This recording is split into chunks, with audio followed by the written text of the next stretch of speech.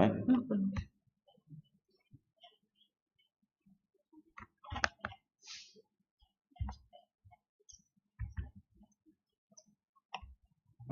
Right.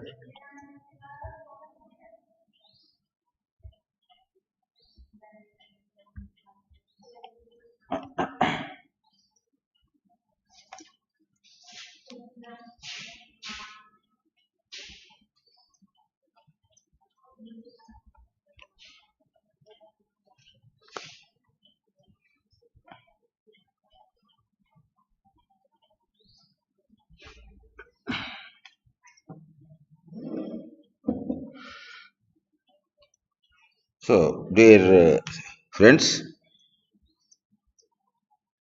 now from now onwards, for another 3 or 4 lectures, I will be dealing with the problems, health problems of those people who are at the other end of the spectrum. Till now, we have been discussing about children's health, mother's health, adolescents' health, and all these things, and what society takes, what are the mechanisms to protect them or promote them. Now, the old age people, that is, people above the age of 65 years, they are they also require protection. They also require health, especially throughout the world. The life expectancies are getting prolonged. As a result, more and more people, old people, come to live past their 70s or 80s. In such a situation, promotion and protection of their health, that is older age group health, that assumes a lot of importance. So this is an emerging discipline in our country, geriatric health. Whereas in the Western countries, it is a very well established discipline because they have achieved greater life expectancies long before us. So, next 3 classes we will be discussing about these things. So, I propose to discuss this geriatric health is on the following subheadings: introduction and physiological changes due to aging, health problems of the aged, psychological problems, prevention and management, and preventive health care, and intervention and rehabilitation, services powered by the government, and services provided by the non-government organizations. So, in this manner, so all these things we will be covering in this subject of geriatric health as applicable to India. I won't be speaking anything about geriatric health in Western countries. So, what is geriatrics? The care of the aged is called geriatric or clinical gerontology. There are several types of gerontologists which I will be focusing just now. What is clinical gerontology? The study of the physical and psychological changes which are incidental to old age is clinical gerontology. So, what are the problems? Arthritis, prostatic enlargement, incontinence of urine, all these things, they are the physical problems. And there will be so many psychological issues concerned with old age, especially depression. That also has become a very prominent feature. So, all this study how to alleviate the suffering of an ailing old man. That is what clinical gerontology deals with. So, aging, it is a progressive and generalized impairment of body functions, resulting in loss of adaptive responses to stress and increasing the risk of age-related diseases. So, generalized impairment, even some amount of senescence will be there, and senile cataracts will be developed. Even his special senses will be affected to some extent, and as a result, there will be loss of adaptive response also. They will not be able to adapt as we do as fast as we do. They do everything very slowly, and increases the risk of age-related diseases, accidents, injuries, and all those things. So people more than 60 years are considered elderly. Actually, now usually 65 from census point of view, 65 plus are considered as elderly. Old age is not a disease but a normal and inevitable biological phenomenon, just like pregnancy, just like uh, growth. Old age also is a normal phenomena. It is an inevitable phenomena and it is a biological phenomenon. Now, theories of age, geriatric theories. So, this aging, people say it is because of somatic mutation of genes, and some concrete proofs are there that our lifespan is genetically determined, and a cross linkage of important cellular components of DNA. So all these are involved. That is genetic theories and random damage theories. That is accumulation of toxic metabolites and free oxygen radicals, and reduced physiological capacity and wear and tear of cells of the vital organs, and non-enzymatic glycosylation of proteins. All these are advanced as that normal aging process, as an explanation for normal aging process. Those of you who are interested can go into these aspects, especially those of you who are physiologically oriented and biochemically oriented. It is a very interesting way of study. So, what are the branches of geriatrics? One is gerontology, the study of aging and aging process itself, and problems of the aged. It is an omnibus term, gerontology. And clinical gerontology, just now I have told you how to alleviate, how to solve the problems of the old age. Not drugs alone. They require the help of a physiotherapist. They require the help of an audiologist. They require the help of an optometrician. And of course, doctors and also psychological counselors. So, all these things come under the purview of clinical gerontology. And then social gerontology. So, study of those factors which are responsible, social factors which are responsible for age-related issues, problems, and suffering. And then there is now another important discipline which is developing, that is geriatric gynecology, especially women. As their longevity increases, they enter the old age, and you know from your exposure to surgical and gynec this thing, prolapse of the uterus because of laxity of the uterine ligaments, and then hernias because of laxity of the abdominal wall, and so many other issues, especially trichomoniasis and candidiasis. A young woman may be able to fight the infection, but older age people, they will have a different kind of manifestations and all those things. And then experimental gerontology, that is some techniques, some drugs, some adaptations which will postpone the very process of aging itself. So always that is going on. People want to live for a very long time and in a meaningful and happy way. So for that, so much of experiments are going on, and that is called as experimental gerontology.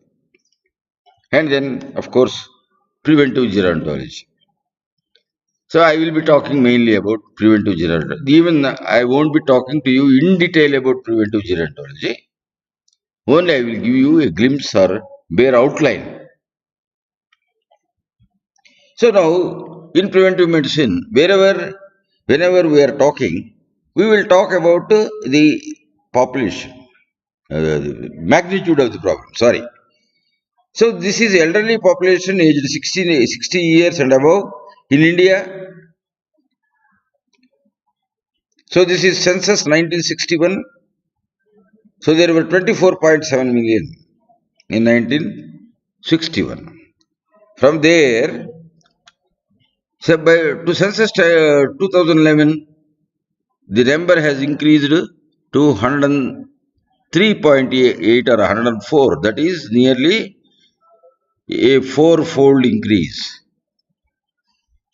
In fact, during this period, a four-fold increase in our population has not taken place, but a four-fold increase in the geriatric age group people has occurred. This is because of, as I have told you in the very opening remarks, because of increased life expectancy. And you can see this also. India is a predominantly rural country. So, it is 73.3 million people are in the rural areas and 30.6 million people are in the urban areas. Demography of geriatric population. World population current 6.76 billions in 2007 as on 2009. In fact, after a thorough search also, I couldn't get the latest, apart from what I have projected, that is 2011 census. So, world population projected to be 8 billion. Now, already we are 7.1 or 7.2 billions. So, projected to be above 8 billion by 2025. India has 16.94% of the total population, world population. The population of the elderly. See here, for demographic purposes, 65 years is taken, and for census purposes, 60 years is taken. Sorry, I told reverse. Huh? So, population of the elderly above 65 years in the world, early 20th century, approximately 12 million. So, in 2009, approximately 80 million. So, population of the elderly in India, approximately 8% of the total population. So, you can see 104 million, you have seen that. Our population is 1.3 billion, 1.3 billion. So, you can see world population by age category. This, I don't know whether it is getting displayed properly or not. But you can see the green, the red aging population represents the age. Say this is green represents the age of 40 to 50, and then red represents the age of 60 to 70, and then orange represents the age of 80 to 90, above 70. So you can see. So it is gradually raising age of the aging population. Of course, not as steeply as that of younger population. Even now, the world, growth of the younger population is taking place at a faster rate, and growth of the older population is taking place at less faster rate. But you have to see that growth of the aging population is taking place at a particular place, particular space, and it has stabilized also for the last few years. So now Indian population you can see. So 3.1 million it was in the beginning of the 20th century, and by 2030 it is supposed to go up to 71.5 million, but already we have gone up to 100. This is a projection. This is a population projection. So already we have touched 103 million according to 2011 census. The percentage of 60 plus population across different states. So you can also see this. It is by and large, but Kerala is having the highest. Unfortunately, that bar has been deleted. But you can see Assam lowest, and then Uttarakhand, Gujarat, and India is 8.3 percentage of 60 plus population, whereas all the other Andhra. So this is another diagram. So marital status of the elderly. So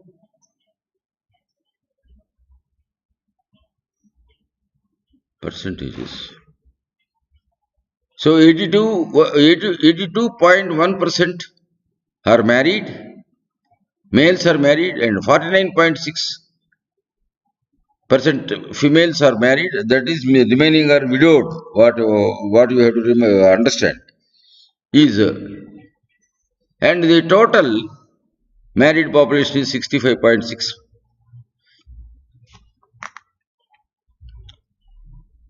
Work participation of the elderly, you can see even after the age of 60, so during the period 60 to 69, 66.4% of the elderly are working. They may not be working in government offices or private institutions, the middle class people and rich people, but poor people, they take to work. 66.4% of females and 66.4% of the males and 16.8% of the females, they are working. They are going for work. And by 7th decade, 8th decade, it falls to 39.6. And by 9th decade, it falls to 18.2. Now, physiological changes, this is usually the demographic profile of the aging population. The physiological changes due to aging, what are they? Problems in elderly are multifaceted, and often a single problem may be the result of a complex chain of decompensation of body functions. Health problems of the aged.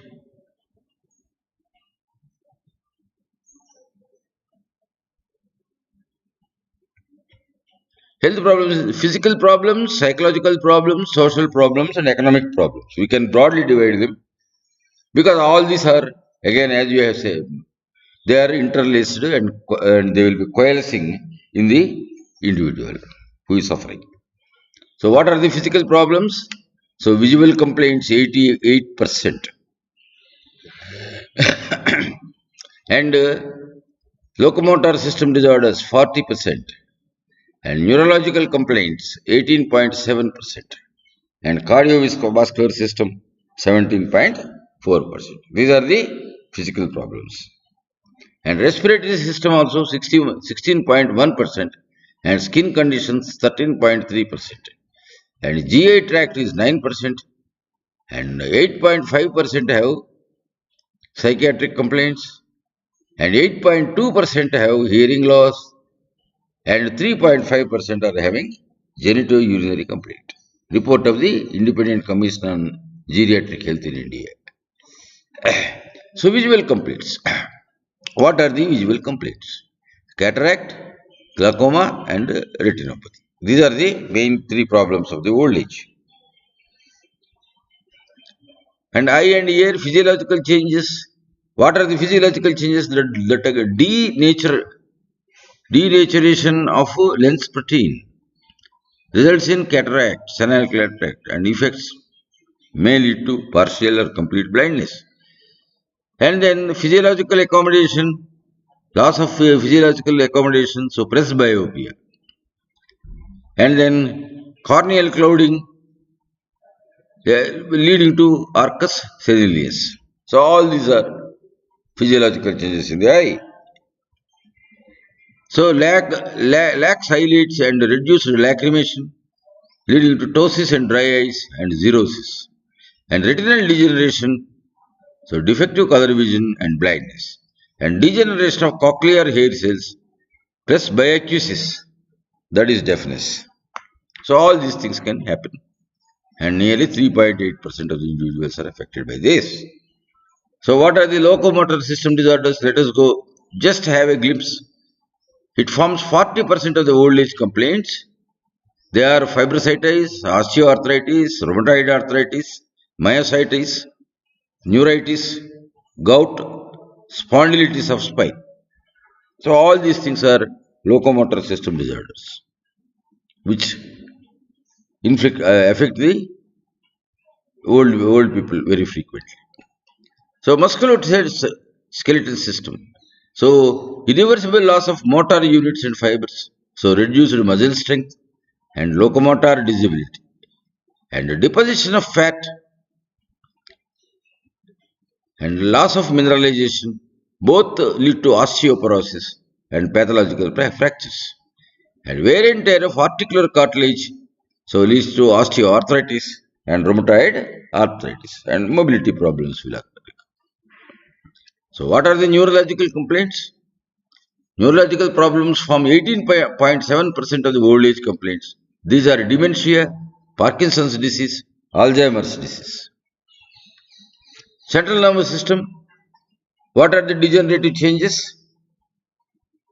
Because of the degenerative changes, impaired cognition and behavior, and Alzheimer's disease and other dementias, reduced transmitter substance synthesis, so bradykinesia, so slow activities, so impaired thermoregulation leading to hypo or hyperthermia.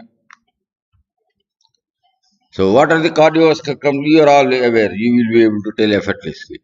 So CVS disorders for 17.4% of the different old age complaints.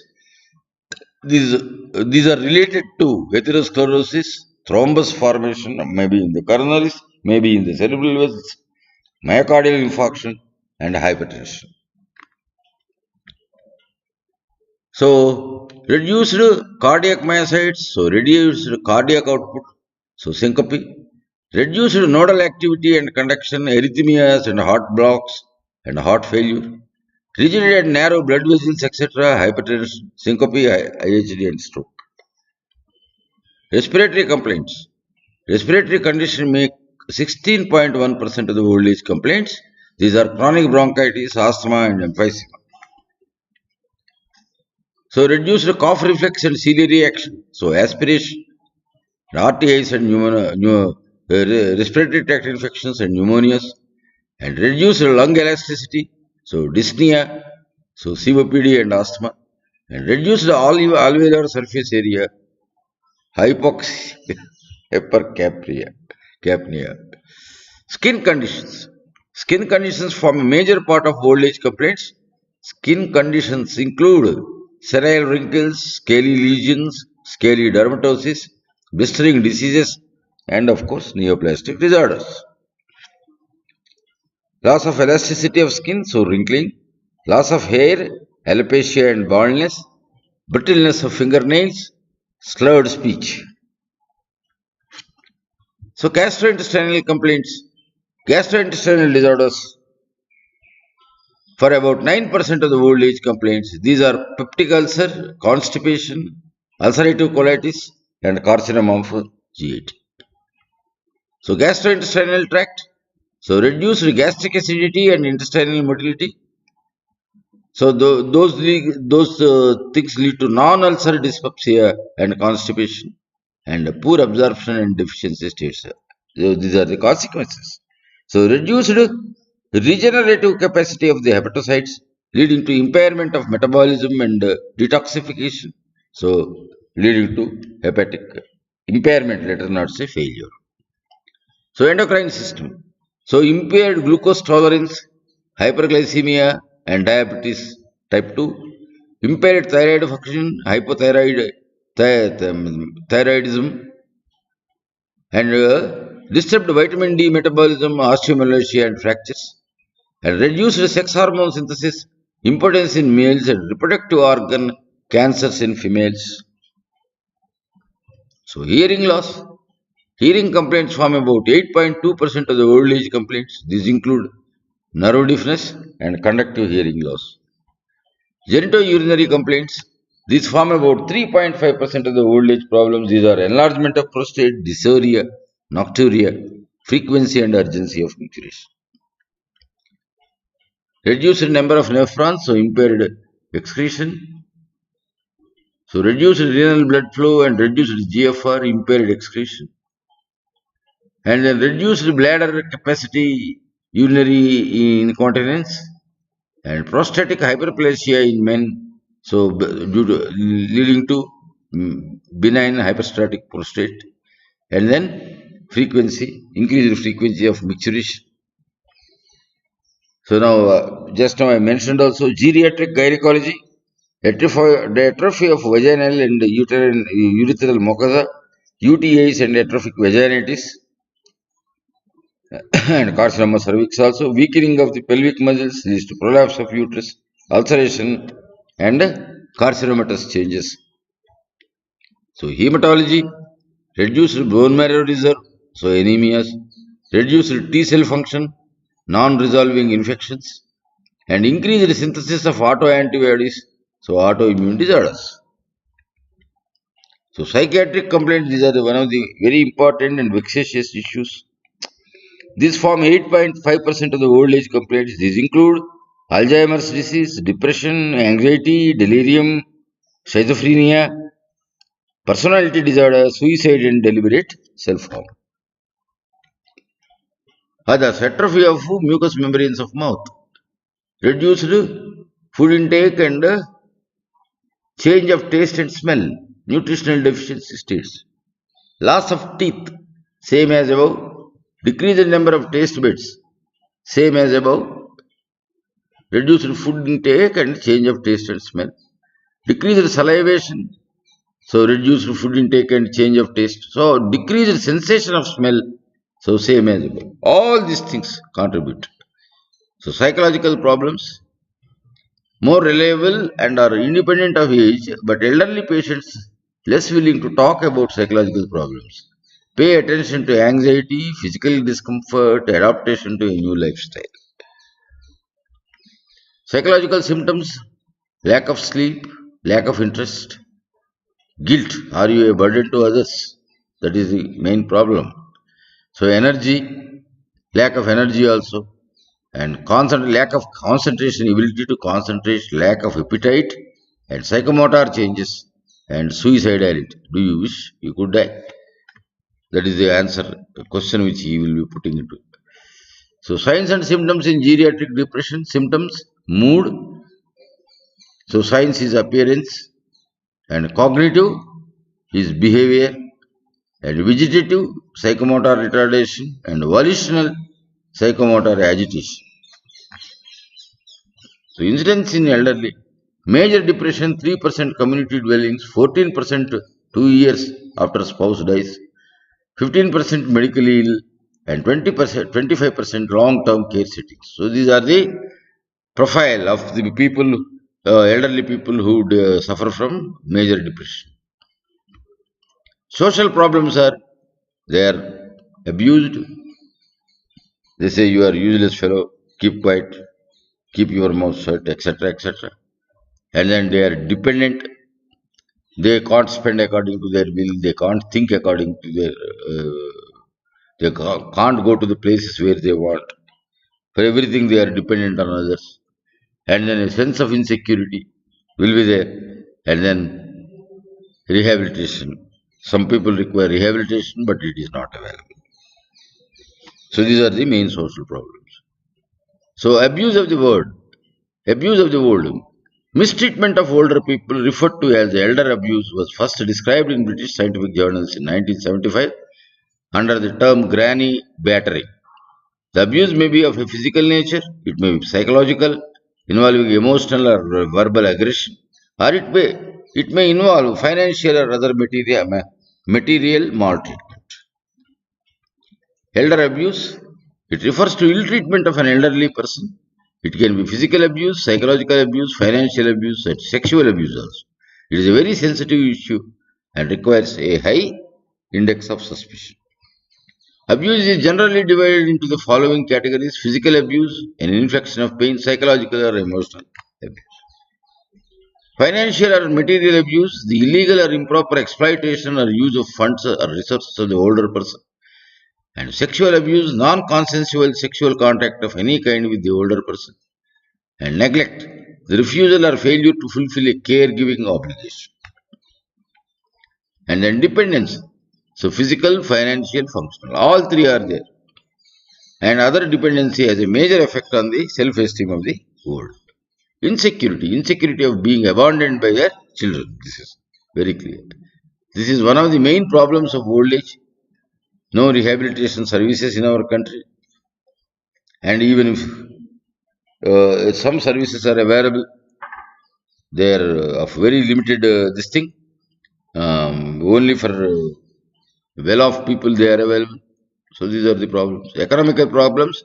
No or inadequate source of income, especially in the Western countries. So total economical dependence on children for their daily needs. So this is so now in the next class we will be talking about how to prevent some of the problems and about the geriatric health care and what steps government has taken and all those things. We will be talking to you in the next class. That is, my next class most probably will be on Thursday.